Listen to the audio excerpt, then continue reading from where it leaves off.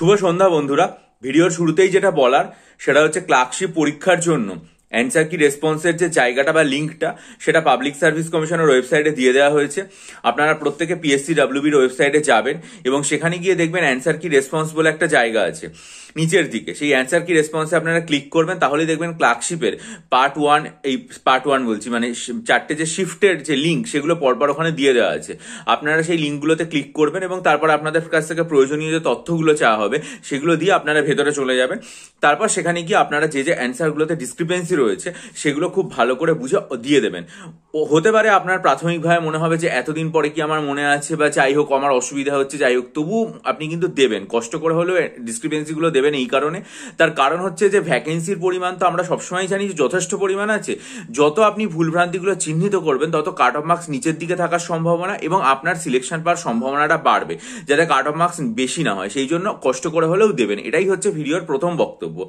2 নম্বর যেটা হচ্ছে সেটা হচ্ছে মিসলেনিয়াস পরীক্ষার যে স্টাডি মেটেরিয়াল আমার কাছে জেনারেল স্টাডিজের অনেকে নিচ্ছেন, ডেসক্রিপটিভ বাংলা ইংরাজি নিচ্ছেন, কারেন্ট অ্যাফেয়ার্সের নিচ্ছেন। অনেকে আমাকে একটা প্রশ্ন জিজ্ঞাসা করেন যে আমি তো স্টাডি মেটেরিয়াল যেগুলো লিখেছি সেগুলো সব ইংরেজিতে লিখেছি, কিন্তু অনেকে জিজ্ঞাসা করেন যে যদি বাংলায় লিখি তাহলে কি কম নম্বর পাওয়া যাবে। দেখুন, আপনাদেরকে খুব স্পষ্টভাবে বলতে চাই যে আপনি যদি বাংলাতেও পরীক্ষাতে উত্তর লেখেন 1 নম্বরও আপনার থেকে কাটা হবে না। ইংরেজিতে লিখলেও আপনি যা নম্বর পেতেন বাংলাতে লিখলেও আপনি ঠিক তাই নম্বর পাবেন। তার কারণ আপনার কাছে আপনি যে লেখাটা আপনার পরীক্ষকের কাছে উপস্থাপন করছেন সেই লেখাটার ধরন এবং সেই লেখাটার মধ্যে কি বিষয়বস্তু আছে সেটা পরীক্ষকের কাছে গুরুত্বপূর্ণ এবং গ্রাহ্য হবে। কোনো অবস্থাতেই আপনি যে লেখাটা লিখেছেন সেইটা কোন ভাষায় লিখেছেন সেটা গ্রাহ্য নয়। তার কারণ হচ্ছে এরকম অনেক পরীক্ষার্থীকেই আমি দেখেছি যারা ইংরেজি ততটা ভালো লিখতে পারে না, কিন্তু তারা যখন আর কি মানে জিনিসটা বাংলাতেই লিখবে তারা অনেকটা ভালো লিখবে যে ভাষায়। তাই জন্য আপনি মনের ভাব যথেষ্ট ভালো করে পরীক্ষার হলে প্রকাশ করতে পারবেন সেইটুকু সময়ের মধ্যে কিন্তু আপনাকে লিখতে হবে।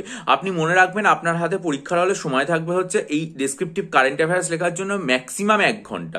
এই 1 ঘন্টা সময়ের মধ্যে আপনাকে 3টে কারেন্ট অ্যাফেয়ার্স লিখতে হবে, এক একটার জন্য আপনি ম্যাক্সিমাম 20 মিনিট করে সময় পাবেন। তাহলে 20 মিনিটের মধ্যে আপনাকে পরীক্ষায় লিখে আসার জন্য আপনার যদি মনে হয় যে যে জিনিসটা আপনি আপনার মাতৃভাষা বাংলা ভাষায় পরিষ্কারভাবে লিখে আসতে পারবেন, আমি আপনাকে সাজেশন করবো যে অবশ্যই আপনি সেই ভাষাটাতেই লিখুন, কোনো অবস্থাতেই ইংরেজিতে লিখবেন না। কারণ আমি আমার নিজের অভিজ্ঞতায় বলছি যে ভাষা দিয়ে লিখেও কিন্তু পরীক্ষাতে চাকরি পাওয়া যায় এবং বাংলা ভাষাতে লিখেও অনায়াসে পাওয়া যায়। সুতরাং যে যে ভাষায় স্বচ্ছন্দ সেই ভাষায় লিখুন, ভাষার ওপর কোনো মানে প্রতিবন্ধকতা নেই। গতকালই আন্তর্জাতিক মাতৃভাষা দিবস গেছে, আমরা বিভিন্ন জায়গায় দেখেছি আমাদের বাংলা ভাষার উদযাপন, এমনকি কোর্টের শুনানির ক্ষেত্রে পর্যন্ত বাংলা ভাষার গুরুত্বটাকে কতটা বেশি দেওয়া হচ্ছে সেটা আমরা আজকের খবরের কাগজে সেরকম নিদর্শনও পেয়েছি। তাই আজকে আপনাদেরকে বলবো যে আপনারা যে ভাষায় স্বচ্ছন্দ সেই ভাষায় লিখুন।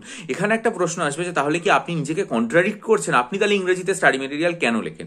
এইখানে আমি কয়েকটা কথা বলতে চাই যে ইংরেজিতে আমি কেন লিখি। ইংরেজিতে আমি কেন লিখি তার প্রথম এবং প্রধান কারণ যেটা সেটা হচ্ছে, দেখুন আমার কাছে এরকম বেশ কিছু পরীক্ষার্থী তো অনলাইন ব্যাচে পড়ে যারা বাংলা ভাষায় লেখে না, যারা ইংরেজিতে স্বচ্ছন্দ এবং যারা ইংরেজিতেই লেখালেখি করে পরীক্ষার ক্ষেত্রে। ঠিক আছে, এবার আমি যে জিনিসটা পরীক্ষার্থীদের কাছে ইংরেজিতে লিখে দিতে পারছি এবং সেই লেখাটা পড়লে যারা বাংলায় আছেন তারাও বুঝতে পারছেন, যারা ইংরেজিতে পড়ছেন তারাও বুঝতে পারছেন। ঠিক আছে, কারণ আমি লেখার মধ্যে কিন্তু আমি জেনারেলি ইংরেজি স্টাডি মেটেরিয়াল তৈরি করার সময় যে ধরনের শব্দবন্ধ ব্যবহার করি, আমি যখন ডেসক্রিপটিভ কারেন্ট অ্যাফেয়ার্স লিখছি আমি কিন্তু সেই ধরনের শব্দ লিখিনি, চেষ্টা করি একদম মানে সহজতম ভাষায় লিখতে। কেন? কারণ সেখানে আমার ইংরেজির জ্ঞান মুখ্য নয়, সেখানে আমার মুখ্য হচ্ছে আমার লেখা মানে উপস্থাপন, অর্থাৎ আমার লেখার যে বিষয়বস্তুটা আমি দিচ্ছি সেটা। সুতরাং আমি লেখাটা এতটাই সহজভাবে লিখি যেটা আর কি মানে যারা ইংরেজি মাধ্যমে পরীক্ষা দেবেন তারা তো বুঝতে পারবেনই স্বাভাবিকভাবে, যারা বাংলাতে পড়বেন তারাও বুঝতে পারবেন। উল্টো দিকে আমি যদি বাংলায় লিখতাম তাহলে কিন্তু যারা বাংলায় লিখবে তারা বুঝতে পারবে, ইংরেজিতে যারা লিখবে তাদের ক্ষেত্রে সেটা সমস্যা হবে। এটা হচ্ছে 1। আর 2, আমি আমার অনলাইন ব্যাচগুলোতে সবসময় সেগুলো বাংলাতে বুঝিয়ে দিই, মানে রেকর্ডিং এর মাধ্যমে। ফলে কোনো একজন পরীক্ষার্থী যদি মনে করেন যে আমার অডিও রেকর্ডটা শুনে বাংলায় লিখে নেবেন বা এটাকে বাংলায় ট্রান্সলেট করে নেবেন, তার কোনো সমস্যা নেই। এটা হচ্ছে 1। 2 নম্বর যেটা হচ্ছে সেটা হচ্ছে তথ্য পাওয়ার ক্ষেত্রে। যেমন দেখুন, আমি কিছুদিন আগে মণিপুরে যখন রাষ্ট্রপতি শাসন জারি হলো, আমি আমার অনলাইন ব্যাচে ডিসক্রিপটিভ কারেন্ট অ্যাফেয়ার্স বিষয়টা লিখিয়েছি। এবার সেটা লেখানোর ক্ষেত্রে আমি যখন ইংরেজিতে স্টাডি মেটেরিয়াল তৈরি করছি তখন আমি যে পরিমাণে প্রচুর তথ্য পাই, বাংলার ক্ষেত্রে কিন্তু আমি ততটা বেশি পরিমাণে আর কি মানে তথ্য পাই না। ঠিক আছে, আমি ইংরেজির ক্ষেত্রে Times of India, Hindustan Times এবং মানে ইন্ডিয়ান এক্সপ্রেস, এই তিনটে ন্যাশনাল লেভেলের খবরের কাগজ সবসময় ফলো করে থাকি এবং প্রয়োজনীয় যা তথ্য সেই জায়গা থেকেই সংগ্রহ করি। বারংবার এটা আমি আগে বলেছি। কিন্তু বাংলার ক্ষেত্রে অত্যন্ত দুঃখের সাথে আমি বলছি, মানে সেই পরিমাণ তথ্য কিন্তু কোনো নিউজ পেপারে থাকে না। ফলস্বরূপ আমার যেটা মনে হয় যে ইংরেজিতে লিখলে আমি যতটা মানে গভীরভাবে তথ্যগুলোকে বসাতে পারবো, বাংলাতে ততটা সম্ভব না। সেই কারণে আমি পুরো জিনিসটাকে সবসময় আর কি মানে ইংরেজিতে উপস্থাপন করি। হ্যাঁ, আর এর পাশাপাশি আরও একটা কারণ আছে, সেটা কি, সেটা হচ্ছে এই যে আমি লেখাগুলো লিখছি এগুলো যে শুধুমাত্র ডেসক্রিপটিভ কারেন্ট অ্যাফেয়ার্সের ক্ষেত্রে ব্যবহার হবে তা তো নয়। পরবর্তীকালে WBCS পরীক্ষার ক্ষেত্রে এই একই জিনিসের ওপর ভিত্তি করে কিন্তু মানে প্রবন্ধ আসতে পারে, একই জিনিসের ওপর ভিত্তি করে মিসলেনিয়াস এবং ক্লার্কশিপের ক্ষেত্রে রিপোর্ট আসতে পারে। আবার এই একই জিনিসের ওপর ভিত্তি করে হাইকোর্ট LD এক্সামের ক্ষেত্রে এসে রাইটিং আসতে পারে। তাই জন্য এই যে ব্যাপারগুলো আমি লিখছি, যেমন ধরুন কিছুদিন আগে, যেমন ধরুন আমি কিছুদিন না বোধহয় গতকাল বা তার আগের দিন আমি লিখলাম ম্যারিটাল রেপ। ঠিক আছে, ম্যারিটাল রেপ এবং এই বিষয়ে যে মানে বিয়ের ক্ষেত্রে যে কনসেন্টের একটা প্রয়োজন আছে সেই জিনিসটাও আমি লিখেছি। এবার দেখুন এই যে জিনিসটা আমি লিখলাম এটা একই সাথে সাম্প্রতিক একটা ঘটনা ছত্তিশগড়ের হাইকোর্টের রায় বেরিয়েছে সেটার প্রেক্ষিতে লিখলাম, কিন্তু একই সাথে এই বিষয়টা ইংরেজি এসের ক্ষেত্রেও ব্যবহার করা যাবে। ঠিক আছে, বা ধরুন ভারতীয় সংবিধানের 75 বছর, এটা যেমন একই সাথে মানে এসি হিসাবে ব্যবহার করা যাবে, আবার কারেন্ট অ্যাফেয়ার্স হিসেবেও ব্যবহার করা যাবে। ঠিক আছে, এই যে ব্যাপারগুলো আমি সবসময় আর কি মানে দুটো জিনিসকে লক্ষ্য করে লিখি, যে এই স্টাডি মেটেরিয়াল যেমন আমার মিসলেনিয়াসের ডেসক্রিপটিভ রাইটিং এর ক্ষেত্রে ব্যবহার করা যাচ্ছে, একই রকম ভাবে এটা যাতে ইংরেজি রিপোর্ট বা WBCS এর ইংরেজি যে এসে বা হাইকোর্ট LD এর ক্ষেত্রেও ব্যবহার করা যায়, সেই জন্য আমি এটাকে আর কি মানে ইংরেজিতে লিখছি। ঠিক আছে, এই কারণ তিনটে: এক, পরীক্ষার্থীদের বোঝার সুবিধা; দুই হচ্ছে তথ্যের যে পর্যাপ্ত তথ্য; আর 3 নম্বর যেটা, সেটা হচ্ছে এটাকে অন্য জায়গায় ব্যবহার করার সুযোগ।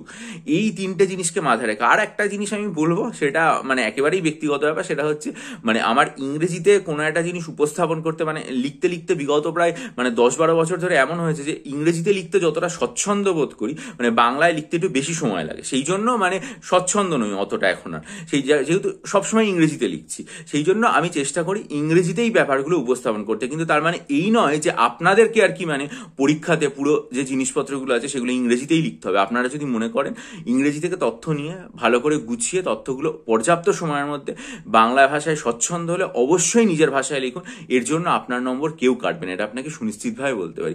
যদি মনে করেন যে ডেসক্রিপটিভ বাংলা, ডেসক্রিপটিভ ইংরেজি এবং ডেসক্রিপটিভ কারেন্ট অ্যাফেয়ার্সের জন্য মিসলেনিয়াস ও ক্লার্কশিপের প্রয়োজনীয় স্টাডি মেটেরিয়াল এবং হাইকোর্ট LD এক্সামের জন্য ডেসক্রিপটিভ রাইটিং এর যে এসে এবং প্রেসি স্টাডি মেটেরিয়াল নিতে চান, তাহলে আমার চ্যানেলে 19 জানুয়ারি এবং 9 ফেব্রুয়ারির যে ভিডিও, সেই দুটো খুব মনোযোগ দিয়ে দেখুন। ডেসক্রিপশন বক্সে ভিডিও লিঙ্ক দেওয়া রইলো, দেখে আমার সাথে মেলে যোগাযোগ করতে পারেন।